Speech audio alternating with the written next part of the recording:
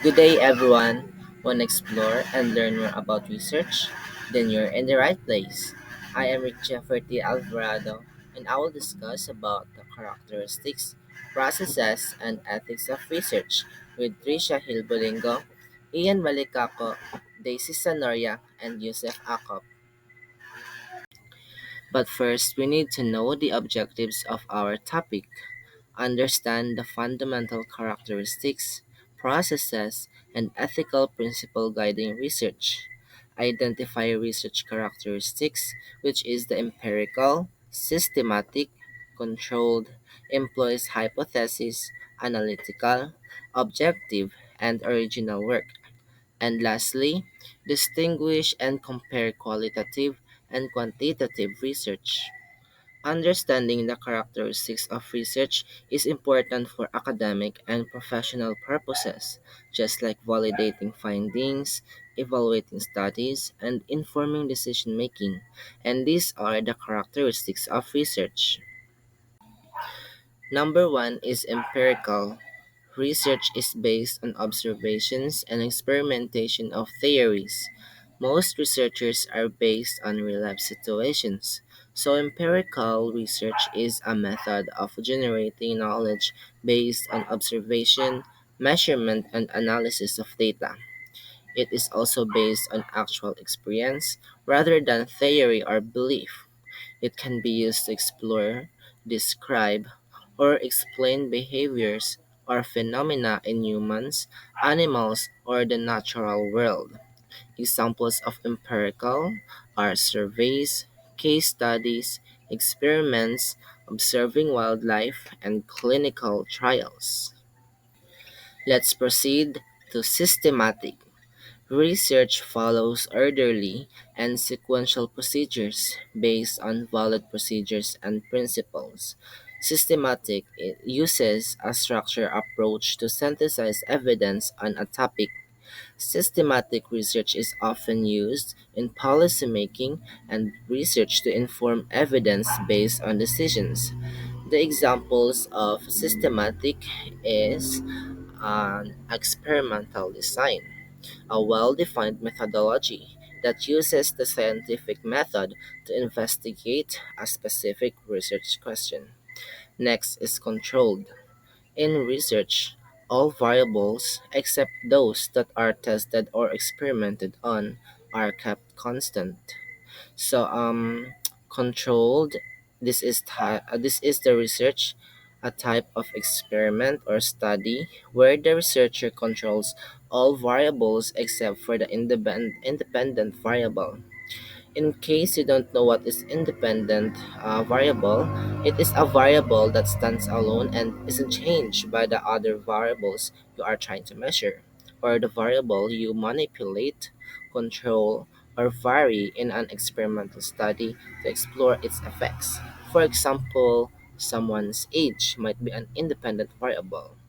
It is called independent because it's not influenced by any variables in the study. Okay, back to our topic. Controlled research allows the researcher to test a hypothesis or establish a cause and effect relationship. Number four is analytical. There is a critical analysis of all data used so that there is no error in the researcher's interpretations.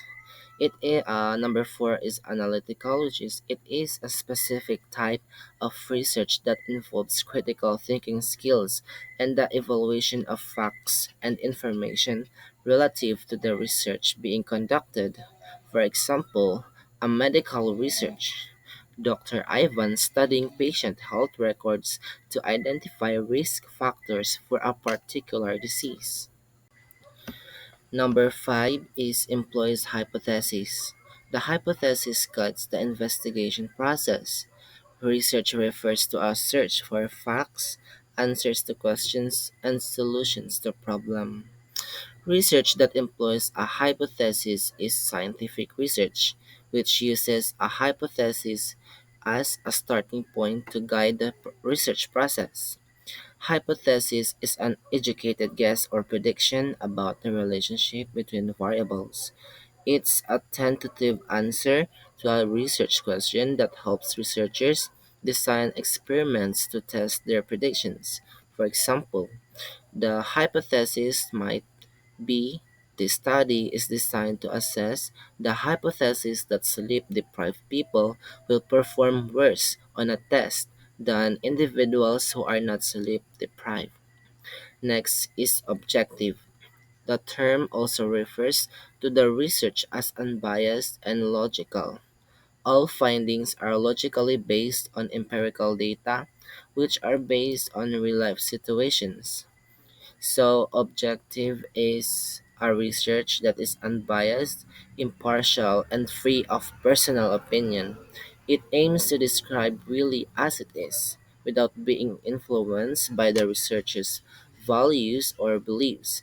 And lastly, original work requires effort to get at the researcher's own investigation and produce the data needed to complete the study. It is a study that reports the findings of a scientific study conducted by the author of the study. It is also known as a primary study, empirical study, or single study. There are three types of research. Number one is library research. Number two is field research. Number three is laboratory research. But first, let us know what is library research. This type is done primarily in the library where answers to specific questions or problems are available. The act of using the resources of a library, either in print or online, to find information which satisfy a need or answers a question. Library is the most important intellectual research of the academic community and helps the academic members for their self-development, fulfillment of curriculum requirements, and promotion of research. Number two is field research. The research is done in the natural setting such as barangay, school, or factory. Field research is a method of collecting data outside of a laboratory or workplace setting. It involves observing and interacting with people in their natural environment to understand how they behave and how variables in that setting interact with them. Field research is often used in social sciences such as anthropology and healthcare to bridge theory and practice. Field researchers often work in non-traditional environments, traveling extensively and working irregular schedules. Field research can reveal unanticipated phenomena and questions, and may lead to a revision of a project. And number three is laboratory research. This type is conducted in an artificial or controlled conditions by doing the study in a thoroughly specified and equipped area. A laboratory study may use special equipment and cells or animals to find out if a drug, procedure, or treatment is likely to be used in humans. It may also be a part of a clinical trial, such as when blood or other samples are collected. Laboratory research includes chemical experimentation and pharmacological research. For instance, a pharmaceutical company researches a new drug formula to determine if it would be benefit diabetes patients.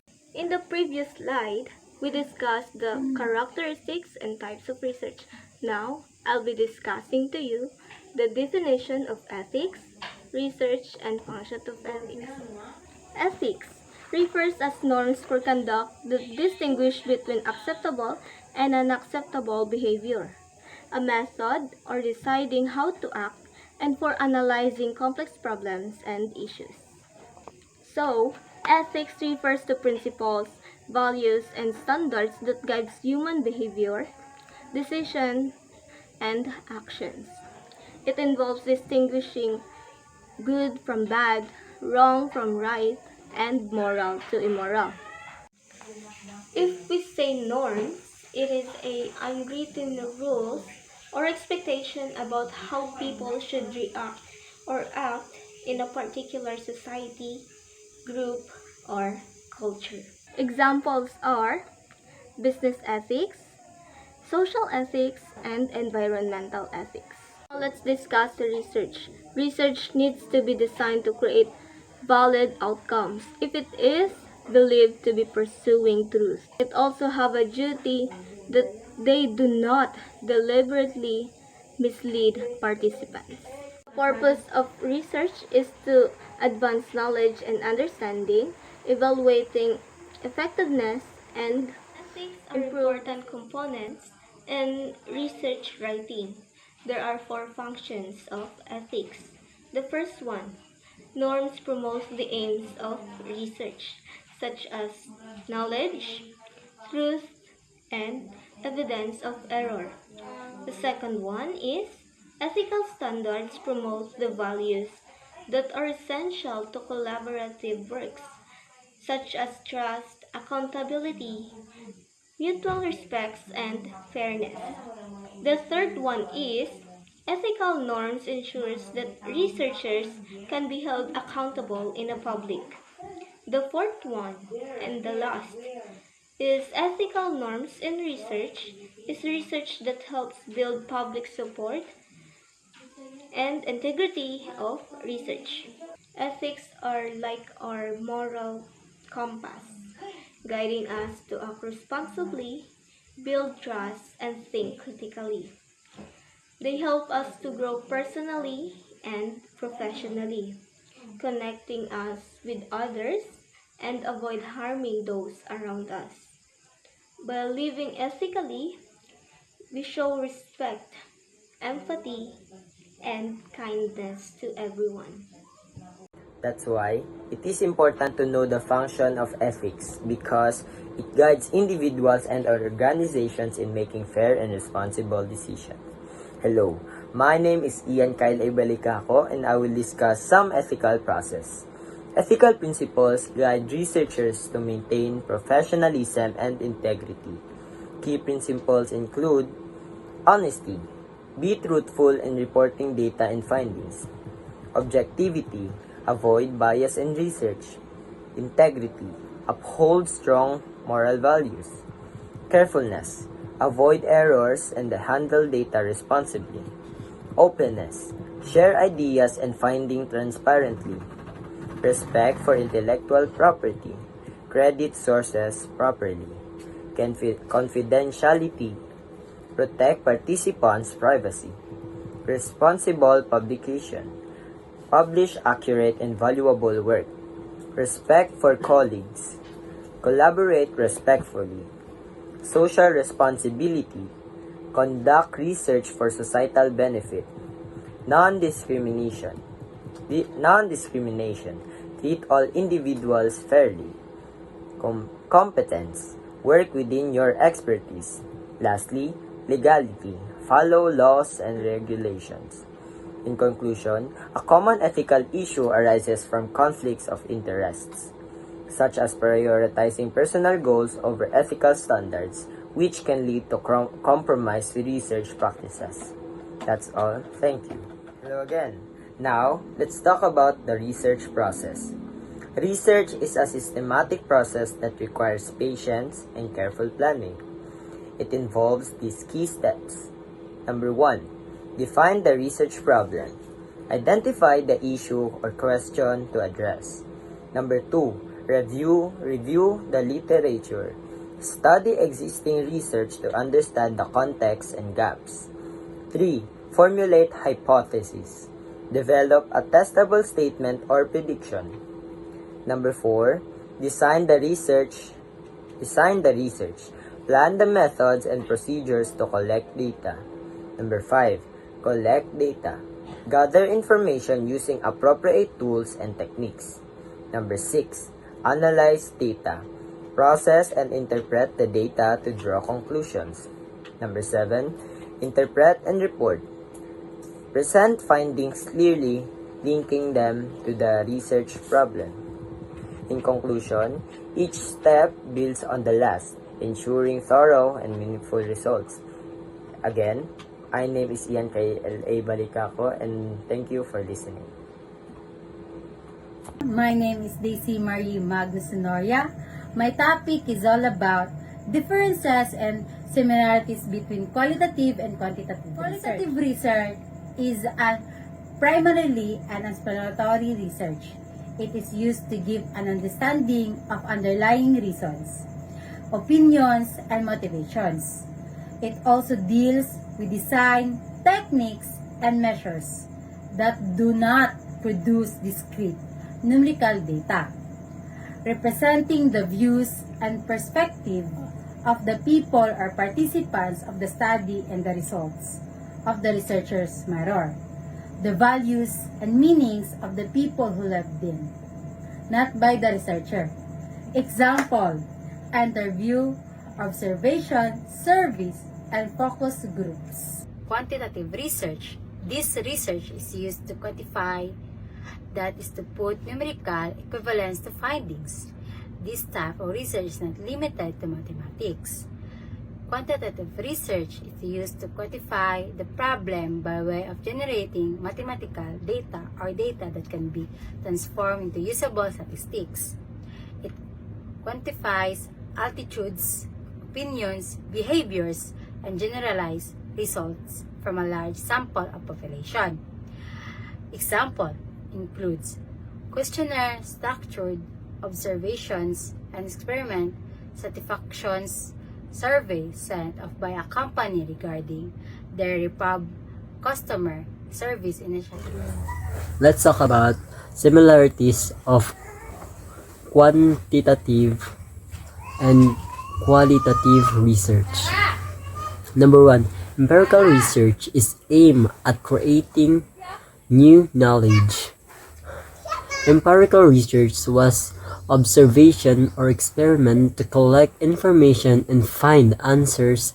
It ensures that results are based on real evidence, not abstract theories or ideas. Number two, research creates knowledge by observing phenomena. By watching what happens, researchers notice patterns, actions, or events. This helps them understand and explain the topic they are studying. Number three, all the entities of interest like attitudes, motivates, and learning can be inferred from observing what people do or say in a given settings. Researchers study what people say and do to figure out their feelings, reasons, or what they've learned. Observing people helps explain their behavior. Number four, all researchers are concerned about the university of ideas or expressing an idea in a general statement. That is, they desire to find meaning for the research results beyond a particular study. Research looks for ideas or truth that can apply to many situations. These findings help us to understand things in a bigger and broader way. And that's the similarities of quantitative and qualitative research. I hope that you learned something from our topic, and remember that research is seeing what everybody else has seen and thinking what nobody else has thought. Thank you for watching.